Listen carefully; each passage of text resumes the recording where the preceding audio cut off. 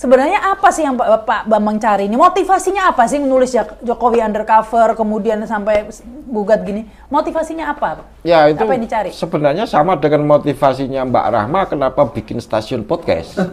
Mari gunakan akal pikiran, gunakan akal sehat untuk melihat sesuatu.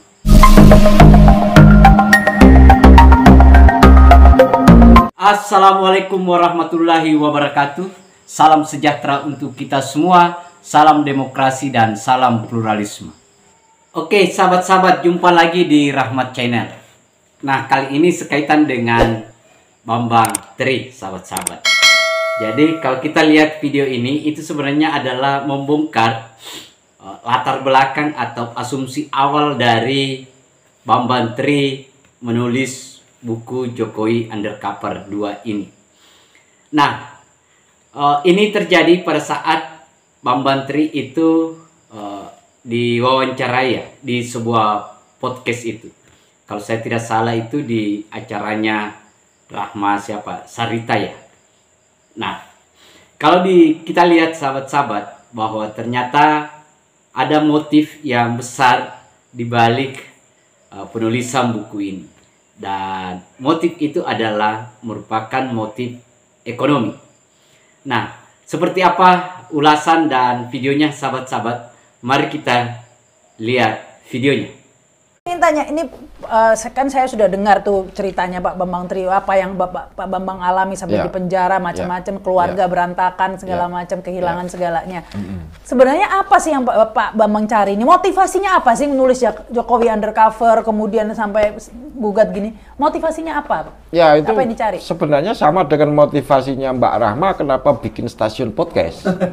Ya, kita kan harus mencari nafkah sesuai dengan profesi kita masing-masing. Ya, dapat nafkah apa Pak dari situ, malah di penjara Pak? Bukan, yang pesan buku saya itu 1 juta orang yang pertama itu. Ya toh. Sebenarnya apa sih yang tiba-tiba memberi ide Pak Bambang ini bahwa ini kayaknya palsu? Nah begini, itu kan saya keluar penjara. Waktu saya di penjara itu saya nggak berpikiran sama sekali ijazahnya Pak Jokowi palsu. Saya bebas ya. Iya, bahkan ada yang berteori seperti itu saya tolak. Nggak mungkin lah, kamu jangan mengada-ada. Ini yang saya masalahkan cuma orang tuanya ini bukan itu, gitu loh. Tidak menyangkut ijazah segala macam.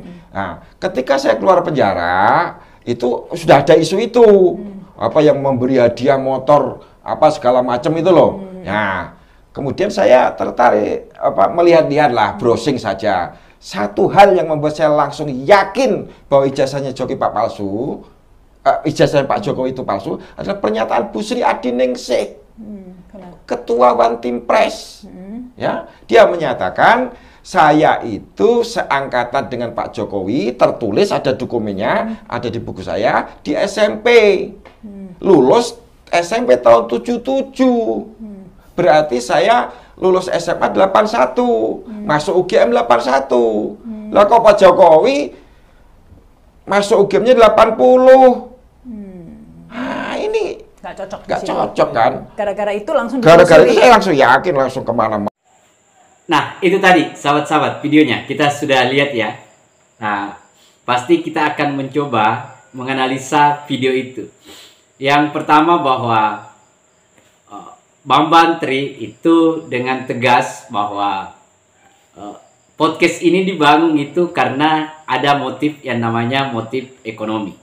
Sama halnya dengan penulisan buku itu.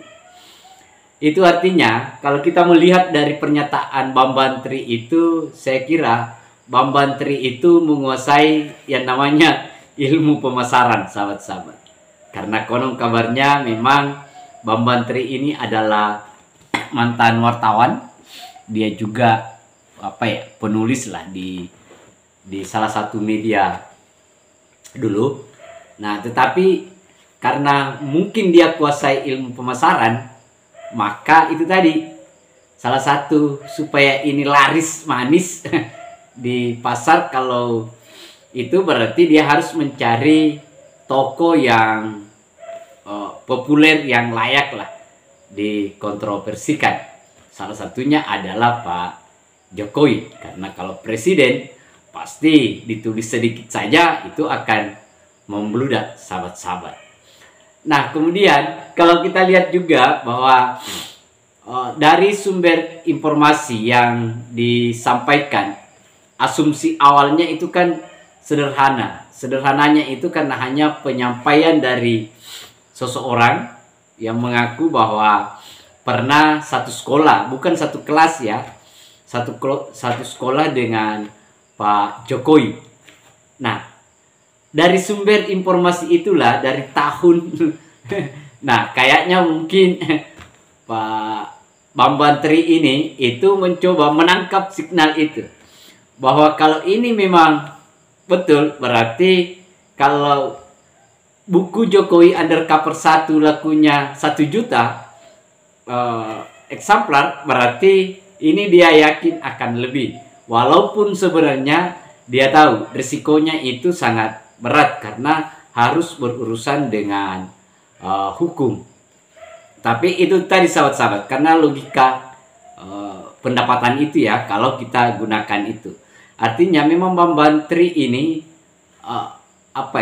dia punya motif bagaimana dia bisa kontroversi, bagaimana supaya buku ini bisa laris manis di pasaran, supaya income itu ketemu, dapat. Nah, bisa dia lakukan itu, sahabat-sahabat. Tetapi ternyata di balik apa yang Bambang Tri lakukan, ternyata ini juga saya kira dimanfaatkan oleh para politisi atau para memang pengganggu Pak Jokowi. Ataukah memang Pak Bambang Tri ini adalah bagian dari green design besar di belakangnya, karena terbukti bahwa dua buku ini itu saling berkaitan, sahabat-sahabat.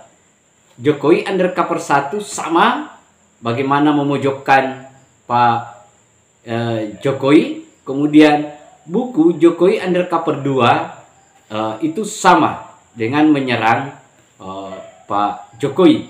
Artinya ini kalau kita lihat, ini ada seakan-akan seperti by design, sahabat-sahabat. Karena dua hal isu ini memang khusus untuk menyerang Pak Presiden.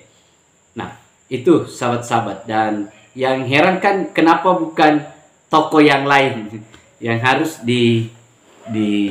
dicari atau disasar kalau hanya mau menuliskan yang namanya buku dan legalitasnya, legalitas pendidikan tokoh. Kan saya kira banyak lah yang harus dicari selain Pak Jokowi, tetapi ini kan sering menyasar Pak Presiden.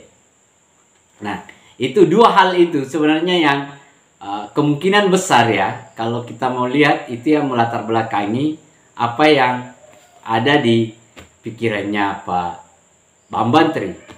Nah, kemudian yang terakhir sahabat-sahabat, bahwa kalau kita lihat dari hasil penulisan buku itu kan jauh dari substansi akademik, karena hampir semua yang layak dijadikan sebagai sumber informan itu tidak dilakukan komunikasi.